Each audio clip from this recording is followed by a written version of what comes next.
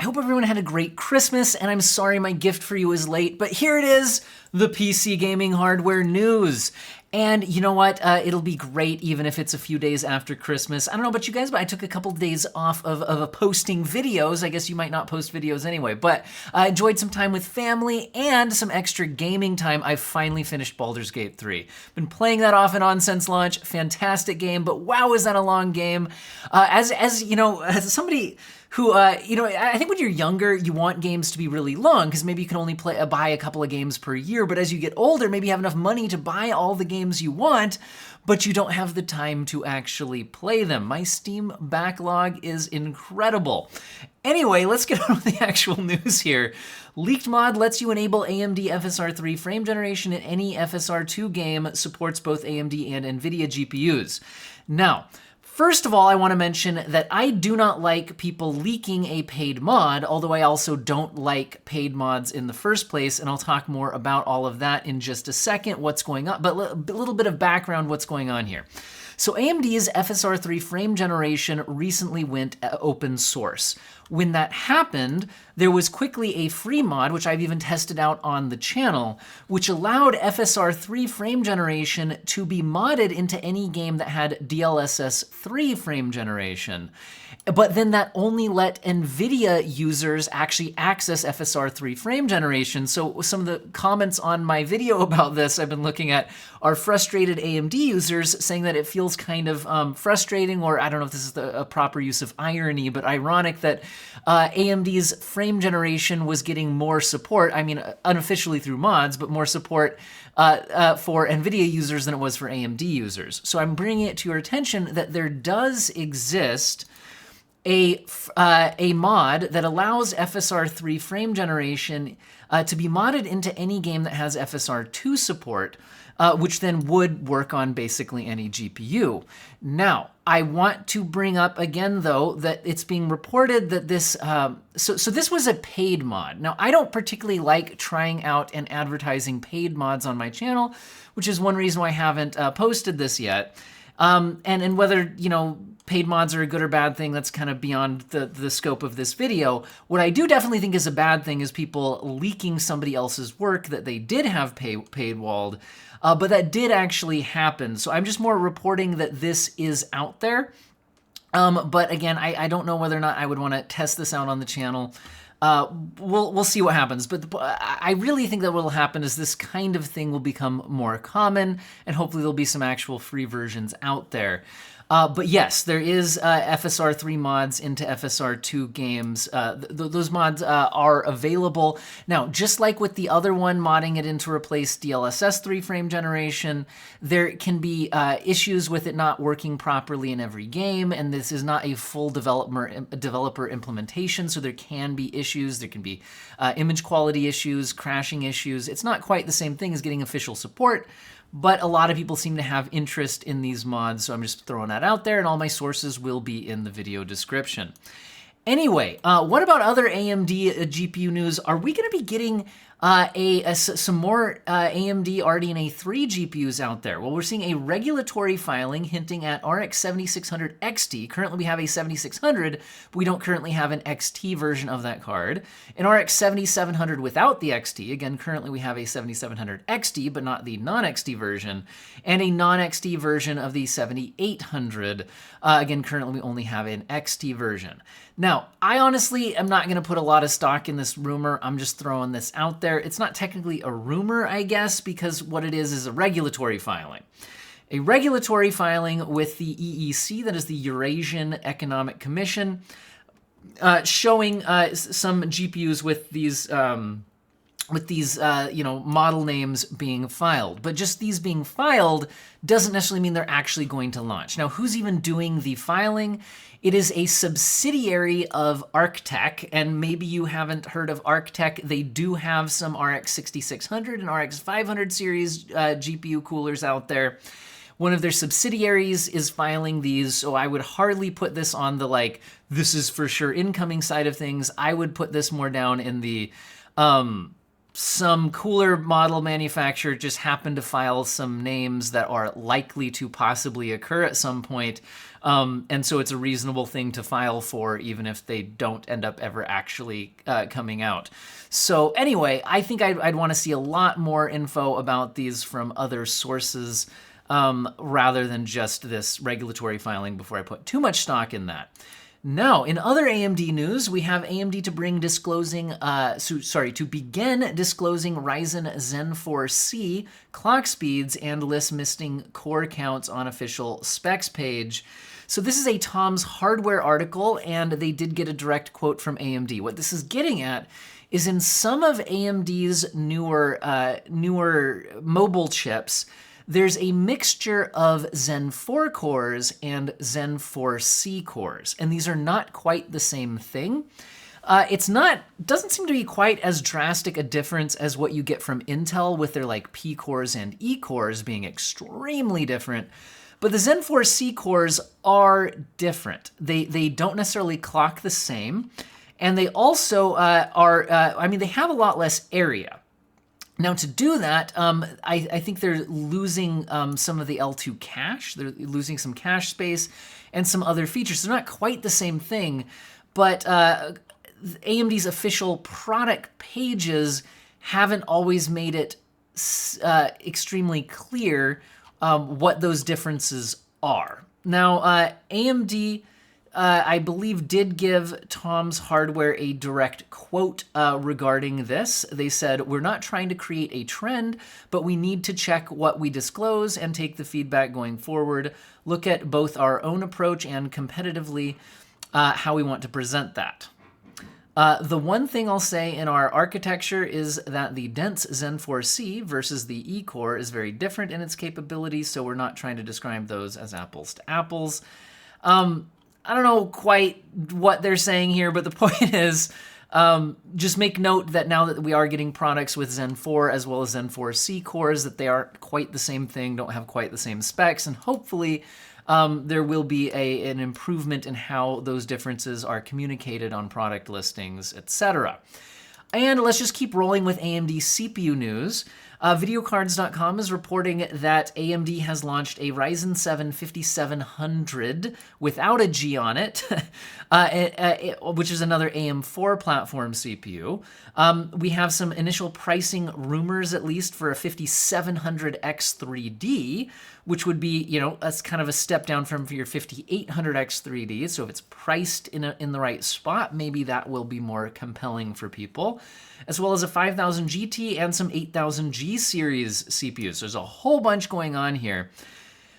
Generally, it looks like, it's interesting that AMD is looking to continue to support the Ryzen 5000 series, the AM4 platform, since they've had a huge number of, motherboards out there that have socket compatibility here, and it's a lot easier for people to just drop in a new CPU rather than upgrade a full motherboard, which is a much more extensive PC build, a lot less convenient to do. So interesting stuff. And again, the 8000 series would be your AM5 platform, but the G versions would include integrated graphics. Now, the 7000 series do have enough integrated graphics to get you some display output, which is nice, but they don't really have much in the way of actual graphics horsepower. The 8000 G series, I think, would be kind of changing that. Now, as far as the specifics of these, the Ryzen 7 5700 without the G on it just kind of showed up on AMD's website. It also showed up saying that it launched a long time ago, but it didn't launch a long time ago. So that's kind of interesting. Now, what are we seeing with the other stuff here? So the 8000G certainly sounds interesting. And it's Momo. It looks like this videocards.com article is sourcing from Momo US, who does a lot of hardware leaks and data mines and things like that. Says that he's seeing various shops leaking these SKUs and their various prices. So this is hardly an official announcement. And again, these are 3 different shops with pricing on the same thing. So we're seeing the 8700G ranging from $340 to $440, with one shop kind of in between. 8600G ranging from 240 up to 310, again with another shop in between. 8500G, 190 up to 240 with another shop in between. 5700 X3D. This one's the one where I think pricing is going to be super critical, because is it cheap enough versus the 5800 X3D to make any sense in the current market? Well, it's ranging from 260 up to 340 on these shops. But again, what to make of all of these? And again, you do have the 5700 and 5600 GT and 5500 GT. So interesting stuff. We'll have to see what comes of this once these are actually officially available, and if these rumored pricing actually gives us a good indication of what they actually will end up being. But lots of interesting stuff could be coming out soon, and I wonder if we'll hear about any of this officially at CES, maybe from AMD. We'll have to wait and see. Now, speaking of AMD's longtime support for the AM4 platform, the assumption that they may do that as well for the AM5 platform has been what has one of the things leading a lot of people to want or recommend buying into the AM5 platform versus something like, Intel's 13th or 14th gen CPUs, which are kind of the end of that platform. Well, AMD did initially say when they had the AM5 platform launch that they would support it through 2025. And now we are getting multiple reports saying AMD commits to 2025 plus AM5 Ryzen desktop socket support. And they're saying, an official quote, "We want to stay on AM5 for as long as we possibly can." And the direct quote seems to be acknowledging that they understand that this was a big selling point for AM4, and so that they would like to be able to continue that kind of tradition with AM5. So to look at the direct quote, the question was, is there an update on AM5 socket support, or does the original statement from AMD to continue support through 2025 still stand? Now, the AMD representative, who was David McAfee or McAfee, I don't know. Anyway, AMD's corporate vice president and general manager of client channel business, direct quote is, "It absolutely still stands. I think that we certainly recognized that the longevity of the AM4 platforms was one of the biggest reasons that led to the success of Ryzen. And as we think, and let's just stop right there. Like, this is big that they understand that, right? That they understand that that was a huge deal for the success of that platform. And so continuing that would be a good thing for their brand, right? And for people trusting buying into their platforms. Anyway, continuing on with the quote. So as we think and as we think about the future, 2025 and beyond, that decision to move to a next generation of socket is one that's going to be really thought through really, really carefully." So basically, it sounds like they're not saying that they won't, move to another socket sometimes. So they are committing to the 2025 and beyond. And they're saying that what does that beyond mean, right? Well, it sounds like they aren't going to just kind of willy-nilly just move on to another socket just because. It sounds like they would have to have a really good technical reason for doing so. At least that's what they're saying in this statement, right? Now, what they say in a statement versus what they actually do, who knows? But anyway. They say, "We know the impact that moving to a new socket brings, and we want to stay on AM5 for as long as we possibly can. We are firmly committed to 2025 and beyond, and we will see how long that promise lasts beyond 2025. So again, basically, they're still committing to the 2025 plus. And then, but what does that mean, right? Because if we look at things like I was just pointing out here with we're still getting new AM4 stuff, despite the fact that we moved on to an AM5 platform. So when you see that 2025 plus for AM5 support, does the plus just mean, well, we've moved on to newer sockets for our best new CPUs, but we're continuing to offer various refreshed models and things onto the AM5 platform? You see what I'm saying? It sounds like, at least officially, from statements like this, AMD themselves are maybe not 100% sure how much longer they could stay on it, and they're probably trying not to lock themselves in, so that if there was some kind of technical reason to, like there would be some big technical advantage to moving on to a new socket, they don't want to lock themselves out of doing that in a public statement, right? But it sounds like they are recognizing the importance of this for their brand and people's trust in that brand.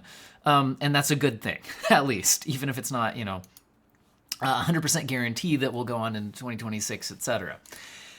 Anyway, in other news, speaking of newer motherboards and things like that, even if we don't move on to a new socket, that doesn't mean we won't see new series of motherboards for the AM5 socket. Now, Intel, with their next series of motherboards, would be moving on to a new socket. They'd be moving on to LGA 1851. And it's sounding like both of these new motherboard series could be hitting a Q3 2024 launch. Now, where is this information coming from? Well, it's a WCCF Tech article, but they are gathering the information from a board channels statement, I believe it was. It was buried in here somewhere. But the point is, yeah, Chinese board channels forum. So anyway, this is not a direct official announcement or anything like that, but it sounds like Q3 2024 is when we would probably start to see the next generation of motherboards from both AMD and Intel. Now, let's move on to some NVIDIA news. So we are still just kind of right on the cusp of when we are expecting to see the super versions of the 4070, 4070 Ti, and 4080.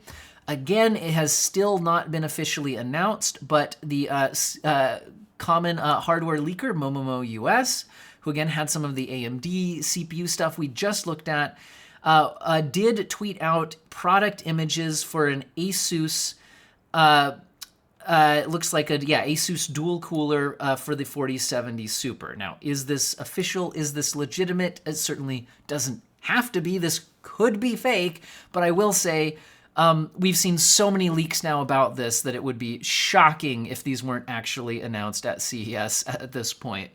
So this certainly seems to be incoming. More evidence that we will be seeing the 4070 Super incoming very soon is a retailer listing some like an ASUS TUF RTX 4070S, which would stand to reason to be the 4070 Super.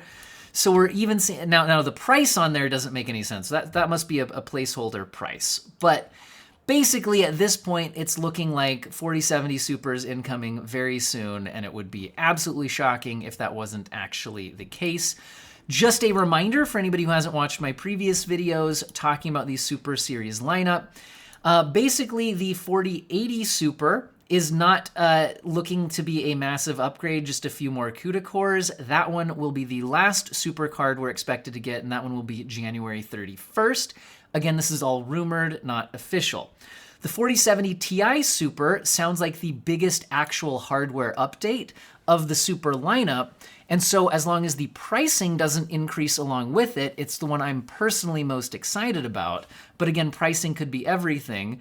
This one is supposed to launch January 24th, and one of the big deals here is the move from 12 gigabytes to 16 gigabytes of VRAM, because while 12 gigabytes is usually fine, that doesn't mean it's not already an edge case. And spending, the $800 on a 4070 Ti to have VRAM that's already kind of borderline feels really bad. So a move to 16 gigabytes of VRAM will certainly alleviate one of the biggest concerns, but not only that, you're also getting 10% more CUDA cores, again, if all of these rumors come out to be true. So, if you were at least 10% faster, maybe more, and solved the VRAM concern, this seems like the biggest update as long as the pricing doesn't go up from where the 4070 Ti was already priced. That's going to be the biggest question mark there. And then the 4070 will also, again, be rumored to get a 4070 Super. This will be the first one we are likely to see. If rumors pan out, we'll be getting them launched on January 17th, and all of these announced on January 8th at CES. Again, if rumors play out. The 4070 Super, not looking to be any difference in VRAM, but we'll be getting some more CUDA cores, so a bit more performance. And again, pricing will be everything on all of these, but we'll have to see what happens. What about Intel? Are we going to be getting new Intel GPUs with Battlemage?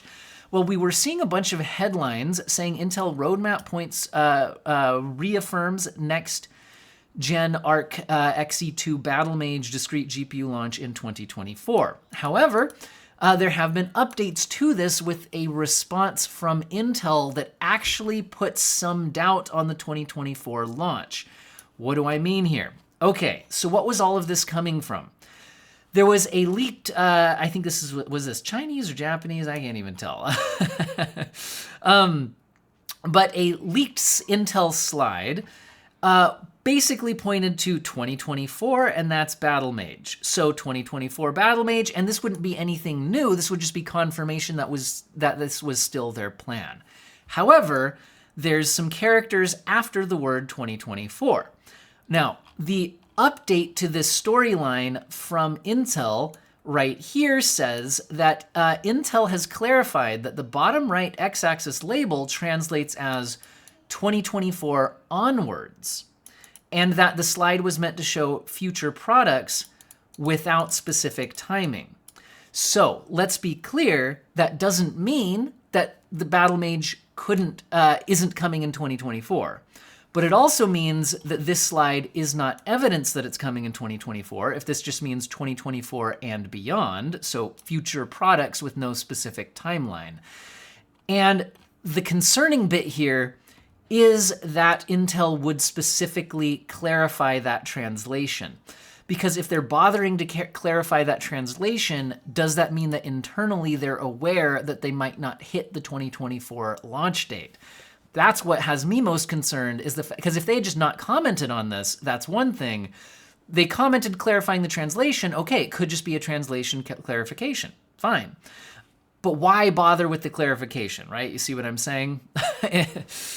Anyway, let's move on with some other Intel news. So we have Intel Core Ultra Meteor Lake CPUs already seeing big performance and efficiency improvements with updated BIOS.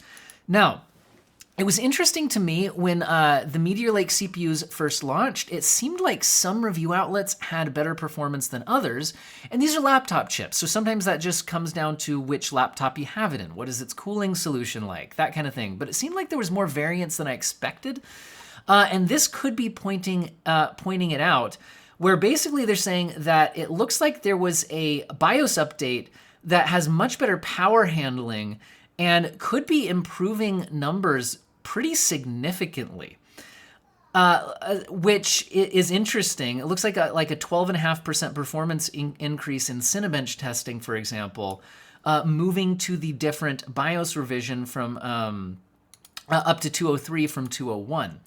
So it's possible that Meteor Lake chips were actually better than the reviews had them because they just didn't get good BIOS support on the review samples, which seems unfortunate. But anyway, just thought I'd bring that information out there.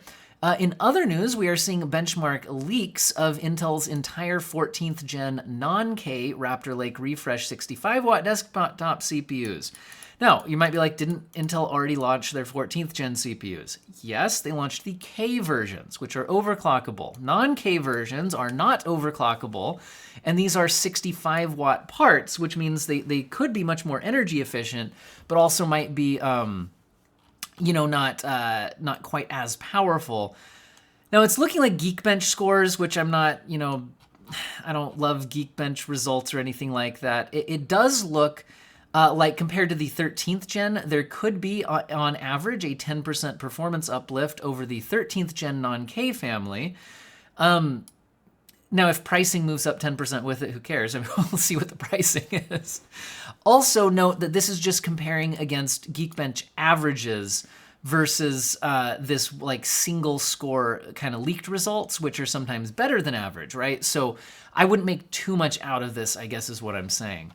Now, in other, I guess that maybe this isn't news, but it's just cool. So I'm gonna talk about it. On Reddit, on the small form factor PC subreddit, someone posted an entirely passively cooled PC featuring a Ryzen 7700X CPU and a NVIDIA RTX 4060, but they've added on passive cooling. That means no fans. This thing should be like dead silent. Which is just a really cool build. Now, some of this, they had to do some custom stuff, like adding on cooling for the memory modules and things on the GPU and VRMs and all of that with these little copper heat spreader things. Is heat spreader the right word for that? I don't know. Anyway, I'm not a cooling expert. This project also involved some 3D printed parts to make it work, and did have to restrict I think the 4060 had to get restricted to 90 watts, which isn't too big of a hit. to its overall power. But overall, that just seems like a really cool project, and I just wanted to throw it out there. And again, all my links will be in the video description, and he did, I believe, in the comments, link his 3D printed designs if you were trying to follow along. So anyway, it's just kind of cool with how energy efficient both AMD's 7000 CPUs are, along with NVIDIA's 40 series GPUs. It's cool that you could get something passively cooled with this performance level, even if you do have to limit its power level a bit to make it happen. Now, in other interesting build-related news, it looks like ASRock is saying that their motherboards are the first to support Microsoft dynamic lighting for native control across the Windows OS and apps. So what is going on with all of that? If you've ever tried to deal with RGB on a PC build, you might have noticed it can be really obnoxious, having to download sometimes different apps for different RGB platforms. Some of them have like third-party app support, some of them don't seem to, or limited. Well, a while back, we saw Windows 11 get updated to have a personalization setting for dynamic lighting, but not, but you know, the RGB lighting would have to support that, right? For this to actually work. But I'm a huge fan of Windows having some built-in control for this. Maybe it's not going to be as advanced on everything that it can do compared to what your, you know, first-party programs might be. But if you just had some basic control over the lights, like I would at least love the option to just turn them off, because personally, I don't like RGB lighting. I find it distracting while I'm gaming. So I don't want I tend to turn all the lights off while I'm gaming. So if I have my PC all lit up next to me, it's actually distracting me from the screen. So while I'm gaming, I might like the RGB lights for display when my PC is just there to look cool. But if I'm actually gaming, I'd actually prefer to have the lights off. And if I could just turn them off in Windows, that would be great. Additional features would be even better.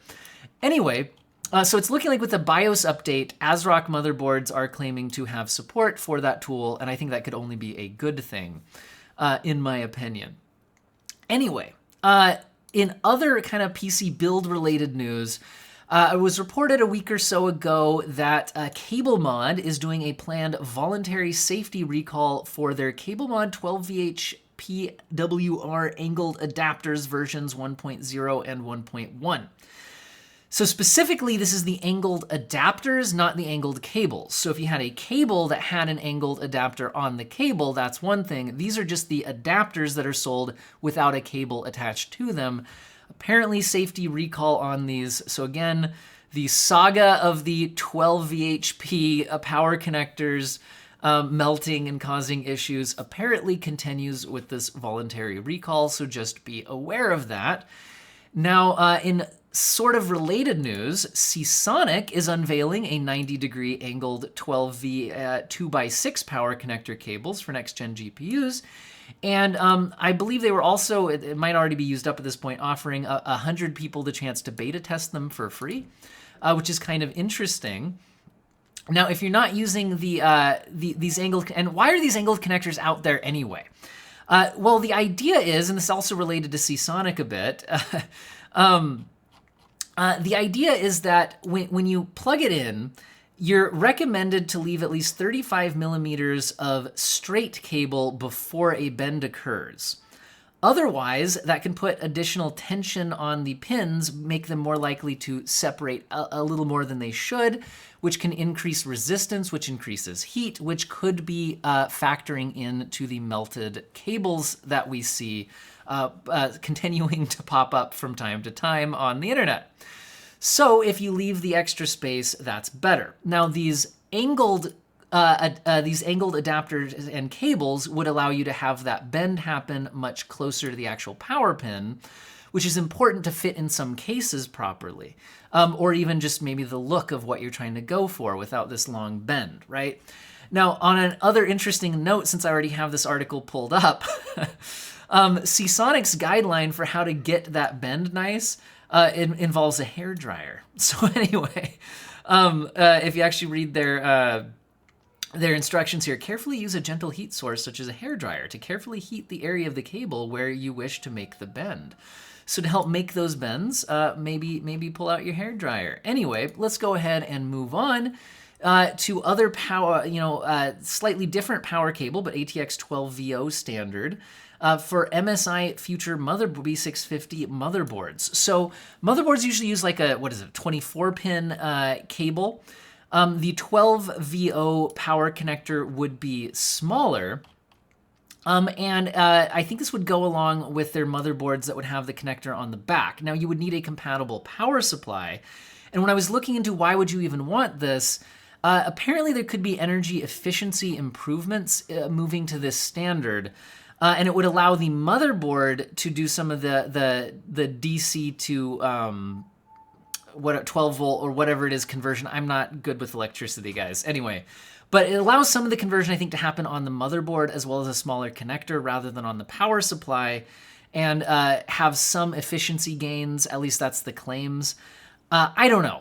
We'll see if we end up moving to see this more common on other stuff. We'll have to kind of see how it plays out. Let's go ahead and just move on to, there's some new cooler models. ASUS introduces a Radeon RX 7900 GRE Tough White version, as well as a 7800 XT and 7700 XT dual custom GPUs. There's some pictures. And then the last thing I want to end with is it's possible that I will finally be upgrading my 4K monitor next year. We're seeing from LG as well as ASUS, ROG, and HP all announcing various versions of a 4K 240Hz OLED that can switch to a 1080p 480Hz OLED monitor, which sounds extremely interesting, because then you would have your 4K 240Hz display for your high-end single-player gaming, and if you're into super competitive stuff, going up to 480 hertz, but on OLED, what would the response times on that look like? This looks extremely interesting. Now, I'm very interested in what these small differences might be between the LG, ASUS, and HP, and we'll see. I'm guessing there might be some other ones out there as well. I think pay attention at CES, because this sounds like a potential like end-game monitor for the foreseeable future. But one thing I was noticing is that the HP model seems to, this is kind of a leak, I think, on this one rather than an official announcement. But it was showing DisplayPort 2.1 as well as HDMI 2.1.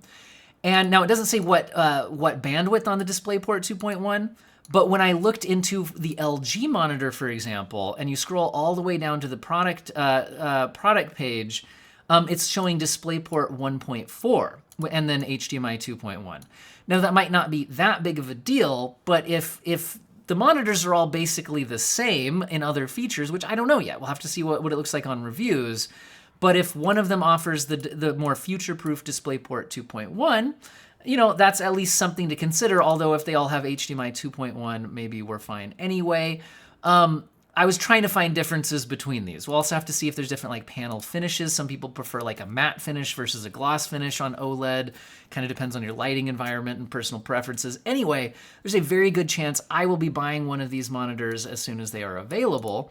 Because I love OLED, but the 120 hertz on my 4K screen right now, plus it's a 48-inch screen, which is just a bit too much for the desk space. So these are 32-inch 4K models with, again, higher refresh rates. Seems really interesting. I'm also curious how frame generation could look to like double from like 240. Maybe your CPU limited at 240 and then you double to 480 or something like that. Anyway, I'm just really interested in this. And this video is really long, so I hope all of you have an excellent day. Oh, and huge thank you to channel, subscribers, channel members who fund the channel directly, all of that. But again, hope all of you had an excellent Christmas and hope all of you have an excellent day.